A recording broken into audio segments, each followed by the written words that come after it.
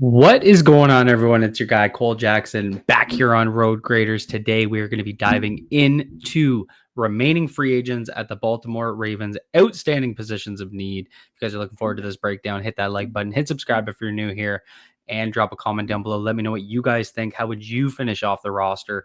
Obviously, we haven't had camp cut downs yet. That's always something the Baltimore Ravens look at. We're just taking a look at the available free agents. Now, if you go back to the video I did on Tuesday, which was a depth chart breakdown post draft, that really I tried to lay out where the rookies should go and then where there could be outstanding needs. And kind of what we landed on, I read through the comments. It seems like there was a lot of agreement. Nose tackle is number one. That backup nose tackle to Travis Jones, absolutely a need because it's a position that isn't merely an upgrade. It's not like it's a need. Like they need to replace Michael Pierce. They did not do it in the draft. They did bring in some pretty interesting guys as UDFAs, and that's absolutely going to factor into it. The kid out of Nebraska, Nash, can't think of his last name. Definitely, probably the leader in the clubhouse to try and snatch that spot, but they will bring in a veteran to compete with him. So we'll take a look at a couple of free agents out there that could be that competition. The other two being inside linebacker, just with they did drop Teddy Buchanan, they signed Jake Hummels. We know they still have Trent Simpson that they're hoping to work out, but it feels like adding that kind of veteran replacement to like the Chris Board role or the Christian Welch role that could also play a little bit of a special teams role would be wise. And then a swing tackle to insulate Carson Vinson in the case of an injury to Ronnie Stanley or Roger Brozart early. So let's dive into it, take a look, and then I'll present what it could look like and what a kind of final depth chart would look like going in minus the UDFAs because it just fills up too much room. So we're going to start here, taking a look at a couple nose tackles, and the first one up is Linval Joseph, a guy that played for the Dallas Cowboys last year. He's going to be 37 this year, so this is a true vet.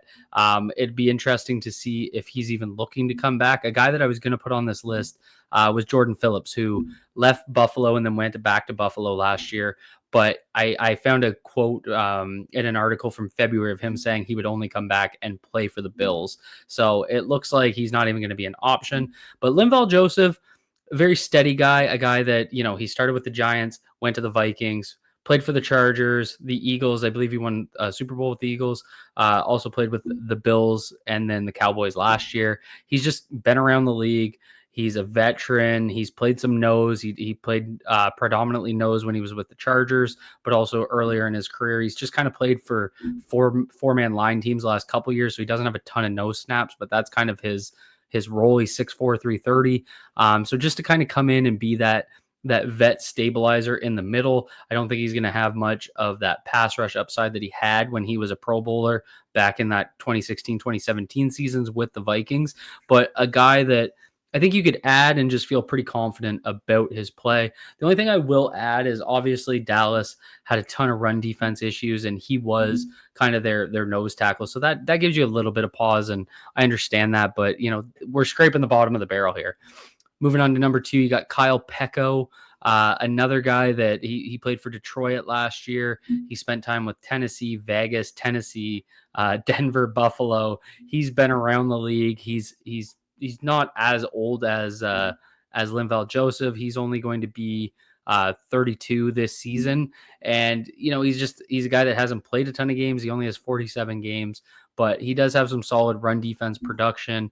A guy that's 6'1", 305, has never been a true nose tackle. He did a lot of that last year in a reserve role with Detroit. In the 5 games he played, he started 1, only had a couple of tackles. It was really his time with Tennessee was when he had his best season in 2023, 22 tackles. He got after the quarterback a couple times with a couple QB hits. So, another guy that, again, we're scraping the bottom of the barrel, but is someone they could add just to have that kind of vet insurance.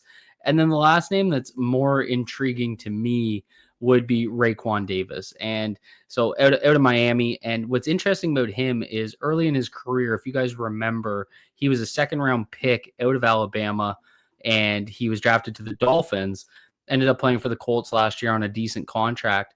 But early in his career, he was a nose tackle. He's a big dude, 6'7", 325. Their defense changed in 2023, and he played more of a defensive tackle role. That's what he played in Indianapolis last year. and his production took a big hit. Not as much tackle production. He's never been much of a pass rusher. He's more of a big body run stuffer. And so I think moving him back into that nose tackle role, the Ravens could really get something here and do it out of a guy that's much younger. He's going to be 28 this year, so they're not going with the super vet. They're kind of bringing in a guy that's a little bit younger, and maybe you can scrape off a little bit of that upside. So Raekwon Davis, very, very intriguing in that regard. When we move into inside linebacker, some intriguing options. One of the first guys I saw that popped to me was Sione Takitaki, a guy that most of you will probably remember from his, Sione Takitaki. Really trying to do a better name with pronunciation, or a better job with pronunciation. Played with Cleveland early in his career, was drafted as a 3rd-round pick in 2019. Had some really solid years, watching the tape of the Ravens offense against Cleveland. He was, one of those true kind of downhill thumper type guys, or run and chase linebacker. Not anything crazy, not anything special, but he was solid. Good tackler, that sort of stuff. So I think, last year in New England, it didn't really work. He didn't seem to fit into that system. And I think he was cut early. I think he only played about 11 games, only started a few of them. But this seems to be the linebacker spot for the Ravens is interesting because I don't know if they're going to go after a true vet that would want to start or go after a young guy that's like a special teamer, because they kind of have that in Jake Hummel. Whereas I think Takitaki would be that kind of middle ground. So he's a vet that can come in and play will linebacker if the Ravens get into trouble, kind of like in a Malik Harrison type role, and also contribute a little bit to special teams. But he's not necessarily going to need to be started over Trenton Simpson. So I feel like this is a good move that gives Trenton Simpson every opportunity to be the starter out of camp. But if it's not catching up for Simpson, then they have a vet to fall back on. So really like kind of that option. Another guy that I'd have to do the health check, Zach Cunningham. This is a guy that, 2020 feels like a long time ago, but he had 164 tackles for Houston. He was kind of one of the up and coming young linebackers in the league, and that's really fallen off. And it seems to be injuries. He only played 7 games last year, 13 games the year before, 6 the year before that, 4 the year before that. So he just hasn't been able to stay healthy. But again, another guy that is a run and chase linebacker, and I think falls into that same type of spot as Takitaki, where he doesn't need to start, but if he needs to get in there, I think he steps in and is able to perform quite well. Obviously, we'd have to do a check on the medicals, all that good stuff. But that's a name that really, really intrigues me. And then the last one, I had to put in for the nostalgia purposes. It's not going to happen, but CJ Mosley. So this is the type of move that you would make if you didn't have hope in Trenton Simpson. I'll be interested to read the comments because I know some of you don't see it with Trenton Simpson. And this would be just fun, right? CJ Mosley leaves Baltimore after becoming, a Pro Bowler and, an All-Pro candidate. And he got hurt in his first year with the Jets. Then I believe he opted out due to the COVID pandemic. And, it took a couple of years, I think around 22, 23 to get back to that level of play. And then he just, he's playing for the Jets. It's just a different system. We know how hard it is to perform well on that team. And he never really hit that consistent level of high level play that he did in Baltimore.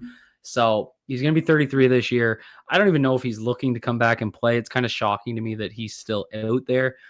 Does seem like a vet that's going to wait for an injury and then hope that a team signs him. If someone loses someone early in camp, he can be signed. But this would be the move you make if you don't think Trenton Simpson can cut it. It would be really, really fun to bring him in, play him beside Roquan Smith. I think it would be. It's also, he played under Dean Pease. We know Dean Pease's influence here. So, again, I don't think they're going to do it, but that would be the fun move to me. A lot of nostalgia there. Then we get into the swing tackle prospects, and I'm going to start with my number one option. That's George Fant. George Fant is a guy that was with the Jets for a few years. Well, he started with Seattle, went to the Jets, and then back to Seattle after a year in Houston. And he plays both sides. He's played left tackle, right tackle. He is a true swing. The Ravens brought him in prior to the draft, and I think they were just trying to kind of see what are you looking for contract wise. And obviously the Ravens heavily addressed the offensive line position. Emory Jones could play right tackle, but I really want him to be able to focus on guard. So bringing in a vet swing, I think, makes a lot of sense because God forbid something happens to Ronnie in the first couple of weeks, you're not forced to put in your rookie fourth rounder and Carson Vincent. You can let him develop. George Fant is just one of those guys that no matter what, no matter where he's been able to step into a starting spot, eat those starting snaps, and be passable. He's not going to be a high level performer. If he was, he'd be a starter by this point. He's going to be 33 this year. I believe this is going to be his ninth year. So I do understand that, he's not going to be a starting caliber guy, but when he has had to step in, he's performed admirably. And that's exactly what you want in a swing tackle. And again, it gives you that vet insurance, and then you're allowed to let Carson Vincent just develop and you don't have to rush him. That intrigues me the most by far. A couple other options. Jedrick Wills really struggled, not only just with his play, but to stay healthy. He's gotten hurt a lot in Cleveland, but we've seen the Baltimore Ravens look at some of these guys like Jawan James that have been injured before. They just brought in Josh Jones that was kind of a failed developmental guy. So they've definitely been open to bringing in guys with promising talent that haven't been able to either stay healthy or develop. So, in this situation where he could kind of step in and come off the bench, not have to start right away, they may see a 26-year-old that they can try and develop. Again, it reminds me a lot of Josh Jones from last year. So I could see that being a move they make. It feels like they're either going to go with the extreme vet that's kind of the off the bench guy, or they're going to go with a young guy that maybe they could develop over a couple of years and, compete with Carter Vincent eventually. So really interested to see how they handle that. And a third one that I threw in there, another grip vet that's kind of in the George Fant model, David Quessenberry, a guy that's played for Houston, Tennessee, Buffalo, Minnesota, and again is a lot like George Fant, has just, he's played in 84 games or been active for 84 games, but only started 30. He's played both left and right tackle anywhere he's been. Just a true guy that can step in and be a swing tackle. He has 1 year of starting experience in 2021 with the Tennessee Titans. It's called them the Tenny Titans. No one calls them that. So, again, another true vet. I believe Quessenberry at one point also played inside a little bit too. So just kind of that versatility that the Ravens would prioritize would be there. So the question is, what would I do? And so we'll start with the offense. And I made it pretty clear, like I would bring in George Fant. And this would give you 10 offensive linemen. They'd have to figure out what to do with Dellinger and Samac because I don't believe Dellinger has center ability, but obviously that's something we could see. But this would give you 10 offensive linemen that, it's a perfect setup. You have your young developing swing tackle in Carson Vincent. You have your grizzled vet in George Fant. You let Emory Jones just focus on competing at guard with Daniel Falele. You just let Dellinger focus on competing with Voorhees. Creates this nice alignment on your offensive linemen where you have veteran insurance, you have young promising guys, and you have competition at multiple positions. I think this gives the Baltimore Ravens absolutely the best approach to stabilizing the offensive line and creating depth. So that is where I would go. I'd go to George Fant. I do like the idea of getting a guy like Wills. That's definitely intriguing to me. But this just gives me the floor of if I need someone in week 3 of 2025, I can go to George Fant and I feel like he'll get me through the game. I don't know if I feel that way about Jedrick Wills. Quessenberry a close second. So that's where I'd focus on offense. On defense, I would bring in Linval Joseph. I kind of went back and forward on this. I know I spoke highly of Raekwon Davis, but Linval Joseph would just give you that vet that, again, can step in, play easy snaps. Raekwon Davis, if you truly believe that, he can get back to that 2020, 2021 time, and it's kind of like the Jedrick Wills approach where you think you can develop him, then definitely go with him. But I just feel like the Ravens will go with a vet that they can trust to get out there and just be able to execute assignments, take a little bit of the pressure snaps off of Travis Jones. I also think with having Brody and Peebles, we saw it last year a few times. They went to a 2 defensive tackle, 2 tech type approach when they got Broderick Washington out there with Brent Urban. So that would also factor in there. So just Linval Joseph just feels like that guy that'll just be that veteran stabilizer. I don't feel like on the D-line they'll go with that young developing guy. And Raekwon Davis just doesn't feel like the Ravens move, even if that's what I would do. At the linebacker spot, if his medical's cleared, I'd go with Zach Cunningham. Again, I have more belief in Trenton Simpson than most people do. CJ Mosley would be the most fun. But between Cunningham and Taki, I think Cunningham has a lot more defensive upside if that's what the Baltimore Ravens need. And I think that would best utilize kind of finding that middle ground between having someone that can come in and just be that stabilizing will linebacker spot in case Trenton Simpson doesn't work out. So that's what I would do. Curious what you guys think. Curious what you guys think about some vet corners out there. I didn't dig into them here today because the roster is quite full there right now. But again, I know the saying, you can never have too many corners. I absolutely agree with you guys. So if there's guys you have in mind, drop them down in the comments below. And be sure to hit that like button, hit subscribe if you enjoyed this breakdown. Be good to yourselves, be good to each other. Peace out, everyone.